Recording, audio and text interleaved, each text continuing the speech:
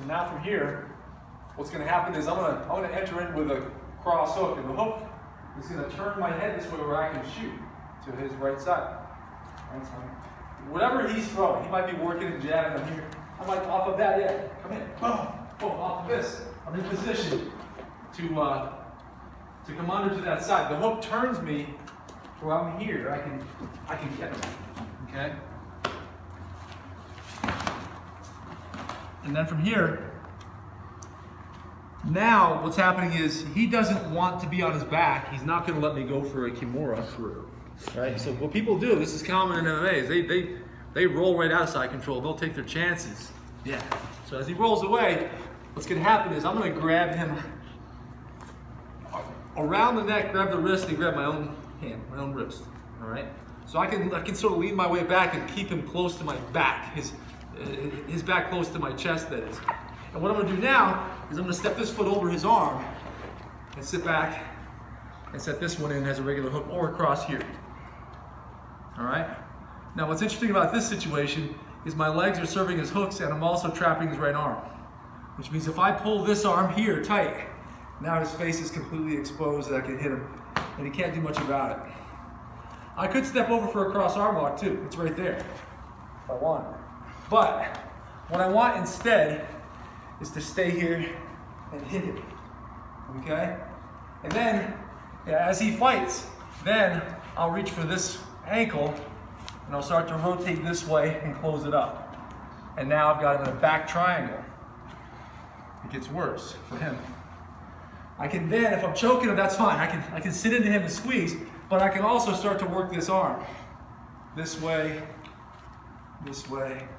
and that way. So since the arm is sticking out, it doesn't have much rotation. That shoulder starts to hurt. And I can also go straight against the elbow. If I'm angled out before I did the full triangle, I can stay here like this and just go against the arm. Here, there, there. Okay? Messed his arm up 3 different ways. And this serves as a lock to keep him there. He can't get out. Right? And if I want to choke him, I rotate a little further, get here, and lock it up. Yeah. Okay? In the meantime, his face is right there. I can hit it. Okay, let's try this out. Is that fun for you, Chris? Not as fun as it was for me now.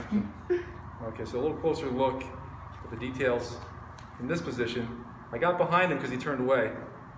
But now, what I do is I slide out a little bit and I grab this ankle. His arm is inside, so I got this loop around him. And I can keep it at this angle where my knee is here and close this up if I want to attack this arm and just hit him. All right, I can pull this one here. If I pull it here, I can flex it. If he straightens it, by the way, I can go from here to where he bends it. As he turns it, that is. And as he turns it, I feed it there, and I can hook. Or, as he turns it that way, there again. I can push on it, but if the person's really flexible, I can actually loop through that. I don't want to do it to his shoulder because that's a very tight spot. And then, of course, you can always go back to straight. You can kind of work it different directions and eventually find the one that you get. But that's why my knee is here. Then I grab it and I rotate to where my knee, the crook of my knee matches up with the front of his throat. And from here, I can put the squeeze on him and really choke him. In fact, I can even sit up and bend in on him. That makes it tighter, all right? In some cases, people flail around and his legs come within reach, I can grab a leg and I pull him, yeah. See, as I pull him into me and squeeze, it bends him in on himself and his neck starts to crane a bit and it makes the choke tighter. Step over his arm. Step over his arm. Here. The order can vary. You might step that one over first, but you got to get the one hooking his arm. This separates. This arm. Yeah. I gotta get this one.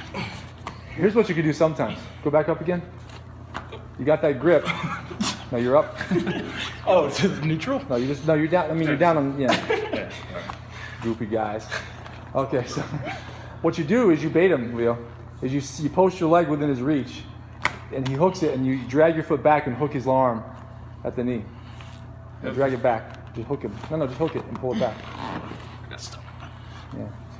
Hook it and Drag drag my it. foot back this way? Yeah. Yeah. Oh. See, his arm was trapped. No, that's good. It worked well. Yeah. And now you can pull him into you and set, without hurting your shoulder. Ideally.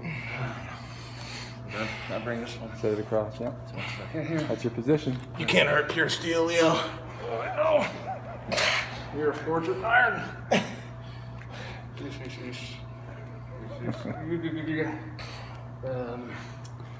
Then Right hand grabs left ankle. And you rotate.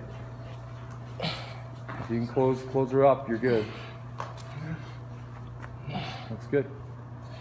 From that angle, you can attack the arm. And then from the other angle, rotating through, you can choke him.